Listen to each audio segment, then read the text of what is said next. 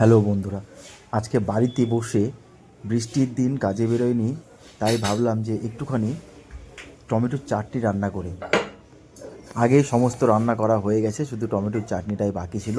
তাই বসে গেলাম কাটতে, মনে পড়ে গেল যে একবার টমেটোর চাটনি করলে বেশ ভালো লাগবে, তাও আবার একটুখানি তেঁতুল দিয়ে। তাই টুকটুক করে টমেটোগুলো ছোটো ছোটো করে কেটে নিই। কেটে নেওয়ার পরে তেঁতুল ছিল, সেই তেঁতুলগুলোর জলটা ওইভাবেই রেখে দিয়ে তারপর এখন কড়াই বসাবো। কড়াই বসিয়ে চাটনিটা তৈরি করব। আমি আগেই বলে রাখি, আমি এতটাও হাইফাই নয়, জাস্ট নর্মাল একটা আমার ছোট রান্নাঘর, আর সেই রান্নাঘরে আমি ছোট ছোট করে চেষ্টা করি সমস্ত কিছু রান্না করে খাই। আর এই তেল দেওয়ার পরে আমি ফার্স্টে টমেটোটাকে ঢালবো, ঢেলে কিছুক্ষণ একটু নুন দিয়ে সেদ্ধ করে নেব। সেদ্ধ করে নেওয়ার পরে তারপরে সেটাতে একটুখানি কাজু কিশমিশ মেশাবো। তো ফাইনালি দিয়ে দিয়েছি টমেটোটা কড়াইতে। এবার কিছুক্ষণ ঢেকে একটু নুন দিয়ে সেদ্ধ হতে দিয়ে দিলাম। খুলে দেখি পুরো সেদ্ধ হয়ে গেছে এবং সেখানে কাজু মিশিয়ে দিয়েছিলাম।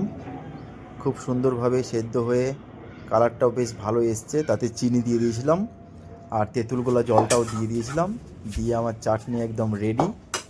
এবার আমি আমার স্বাদের শখের বাটিতে ঢালবো। এই বাটিগুলো এরকম টাইপের ছোট্ট থেকে বড় নানান ধরনের হয়ে থাকে, আর সেগুলো আমি পুরীর থেকে নিয়ে এসেছিলাম একসঙ্গে সেট, পুরো 6-7টা একটা সেট নিয়ে এসেছিলাম। সেখান থেকে 30 টাকা থেকে স্টার্ট। এই ছোটো বাটিটা আমার 30 টাকা নিয়েছিল, আর বাকিগুলো 40 টাকা, 45 টাকা, 50 টাকা, যেরকম সাইজ হবে তেমন দামটাও বাড়বে। তো ওইখান থেকে আমি একসঙ্গে অনেকগুলো নিয়ে এসেছিলাম আমার জিনিসপত্র রাখার জন্য।